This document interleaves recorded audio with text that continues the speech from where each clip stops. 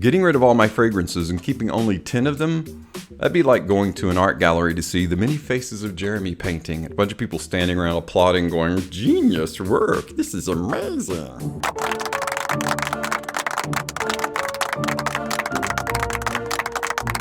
You know you bought tickets for that, don't lie. That's the subject of today's video. Keep only 10 and get rid of the rest. So when we return, I'm going to show you what I've curated 10 fragrances out of all the ones that I own for summer, Designer Edition 2022.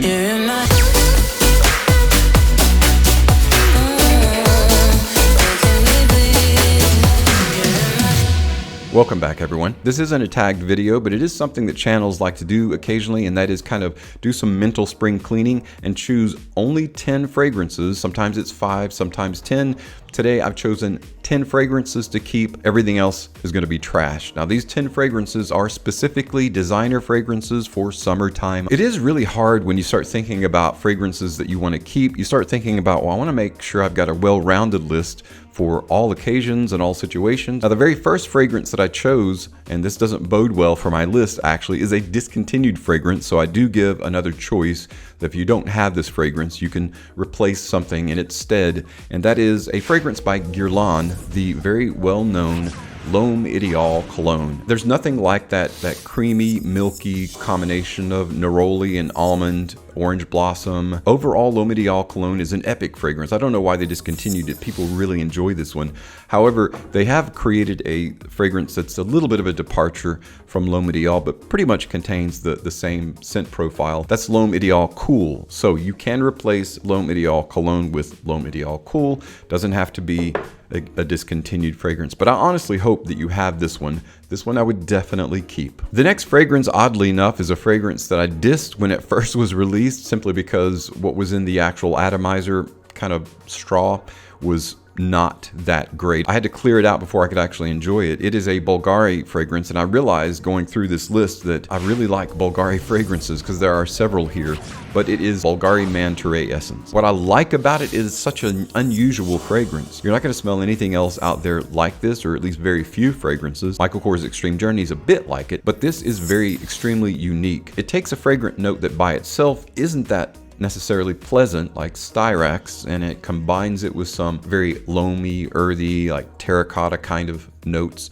and just creates a fantastic, cool fragrance. And what I like about this is it has this idea of cool shade behind it. Almost the way incense is cool for wintertime, this has a cool, earthy kind of tonal quality to it for summertime. Definitely would keep Bulgari Man Touré Essence. But what would summer be without our orange blossom, neroli? We happen to be staying in the Bulgari Man Lane line for this particular segment of the video, but another Bulgari Man fragrance that I would absolutely keep is Bulgari Man Wood Neroli. When I first smelled this, I'll never forget it because it made such an impact on me. I've always been a lover of neroli fragrances, but I just like the really pure neroli, and Cypriol, I believe, also in this fragrance. It's just got a really clean smell to it, unlike some other nerolis that are a bit dirtier, like Alfred Dunhill Icon and other similar neroli oriented fragrances. Wood Neroli, just like the name implies, got a really steady woody spine, but it's enveloped by that really pure neroli note, and that's why I would keep Bulgari Man Wood Neroli. Probably going to get dogged for this one, but that's okay. You guys can throw virtual eggs at me. I don't mind.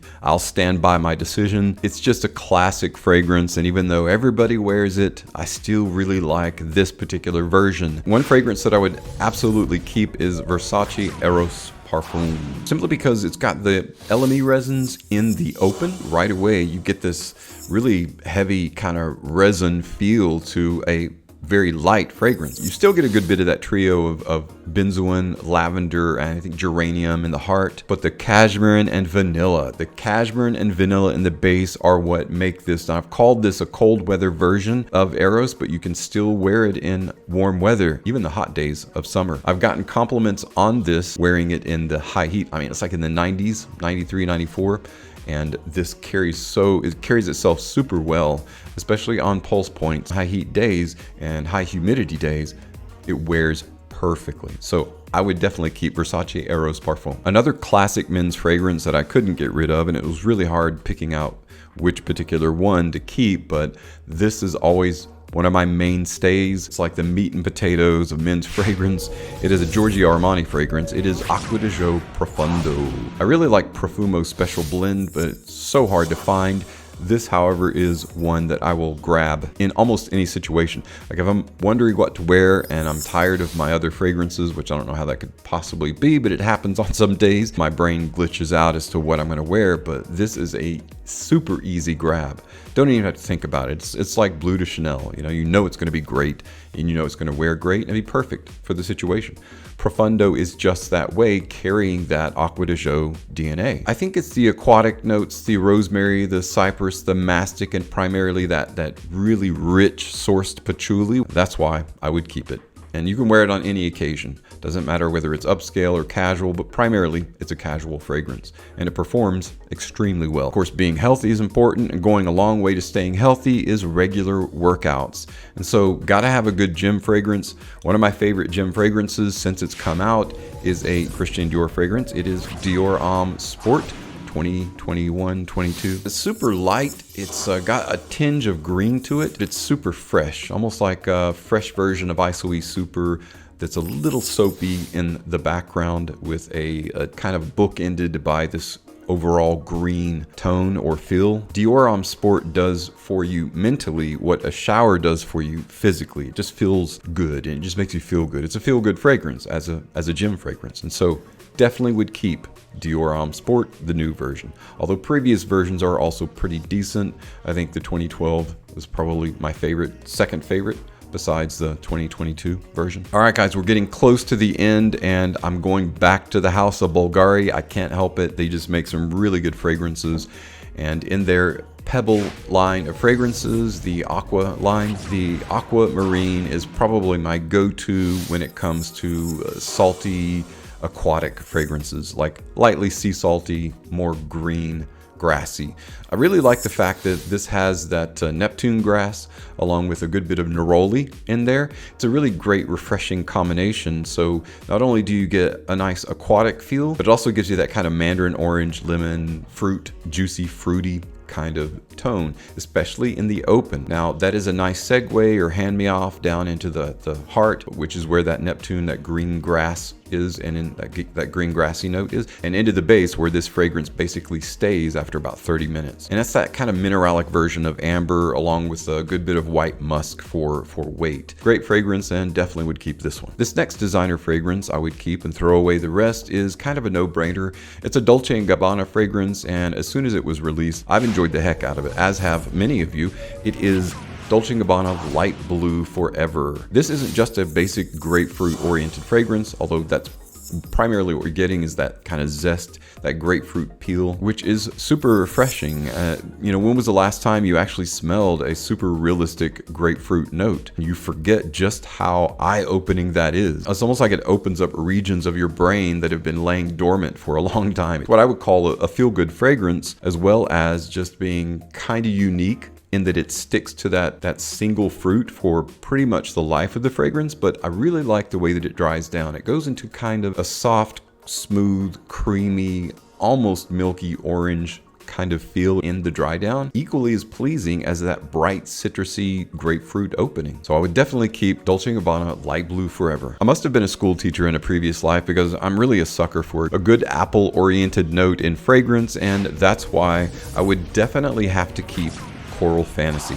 I'm not going to say Valentino Uomo Born in Roma Coral Fantasy because that's just a ridiculously long name. I really like CF. It's probably the best, at least the most creative in the Uomo line. It's almost like bookended with fruit in the open and then that dark, rich tobacco absolute in the base.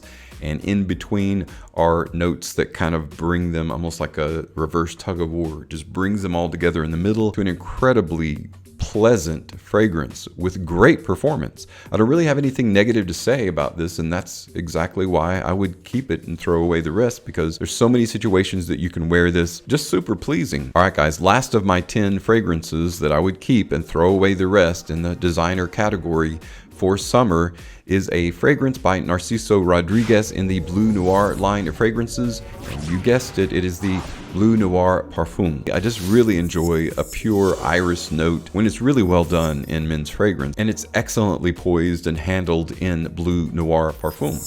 In fact, this is kind of a replacement for the discontinued Dior Homme Eau for men, which I really love this one. It's a little bit more pure in the iris category than this. This is airs on the side of blue. So I do still enjoy this, but because you can't get this anymore and you want to kind of sparingly use it because it's discontinued, it's really nice to have something to grab that still carries that iris note that you know and love and want to have in Bleu Noir Parfum. So that's why I would definitely keep this one and throw away the rest. Well guys, that's a lot harder to do than you might imagine. I task you to look at your collection if you have more than 10 fragrances and choose 10 that you would like to keep and then throw out the rest. It's a cool exercise to do occasionally to see where your priorities are and maybe where your tastes have changed over time. I really appreciate you tuning in today and checking out today's video. As always, thank you so much for your support on my channel. I'm Tommy with Studio Sense, and I'll see you tomorrow.